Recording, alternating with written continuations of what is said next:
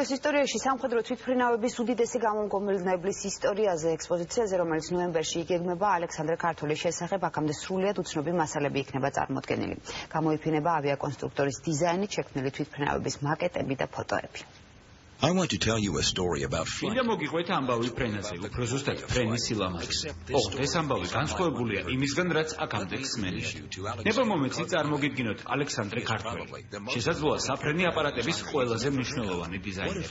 რა იქნება თუ კი გეტყვით, რომ ინჟინერისა და დიზაინერის კარიერამ მას ფრთები შეასხა.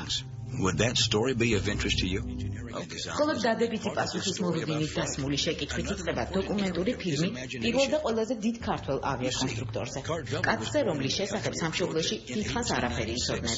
ინჟინერი და დიზაინერი, რომელსაც ამერიკის შეერთებული შტატების ავიაცია თავის ძლიერებას და გამარჯვებებს უმაგრებს. ქართველის ცხოვრება შთამაგონებელია. ის ამერიკის პატრიოტი იყო. ის იყო ასევე თავისი დროის ფლაგმანი გამოგონებისა და სამეცნიერო სფეროში. მან შექმნა P-47 და ამით ამერიკას მეორე მსოფლიო ომის მოგებაში დაეხმარა. მან შექმნა რამდენიმე სხვა ავიაგამანადგურებელი, რომელიც მონაწილეობდა ვიეტნამისა და სხვა ომებში.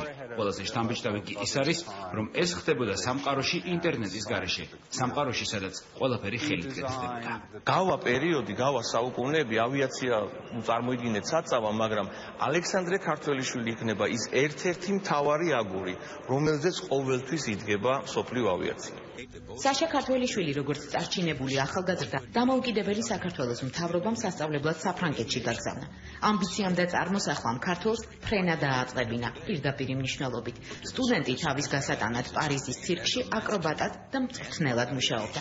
ავიაციის სკოლაში კი მისი თვითმფრინავის მოდელმა სიჩქარის მსოფლიო რეკორდი მოხსნა.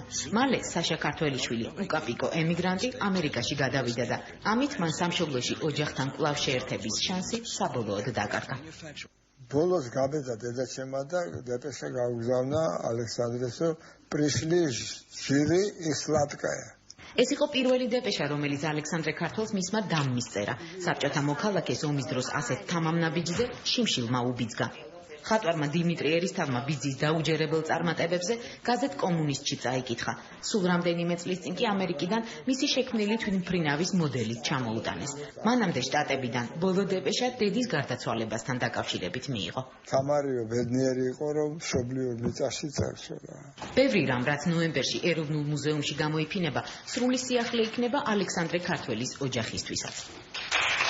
მემორანდუმი ექსპოზიციის გამართვასთან დაკავშირებით უკვე გაფორმებულია. ჩვენთვის ეს არ არის მხოლოდ სამხედრო ნაწილის ჩვენება, მხოლოდ ალექსანდრე ქართველის ჩვენება, ჩვენთვის არის სწორედ ამ ფუნდამენტური ღირებულებების ჩვენება და იმ მიმართულების, რასაც ქვია მეცნიერება და ხელოვნება. როგორ იქმნებოდა P-47, რომელმაც ამერიკას პერლ-ჰარბორისთვის რევანში ააღებინა? F-84 გამოყენებული კორეის ომსა და ნატოს სამხედრო ძალების მიერ. F-105 და A-10, რომელიც დღემდე საჰაერო ნაოსნობაშია.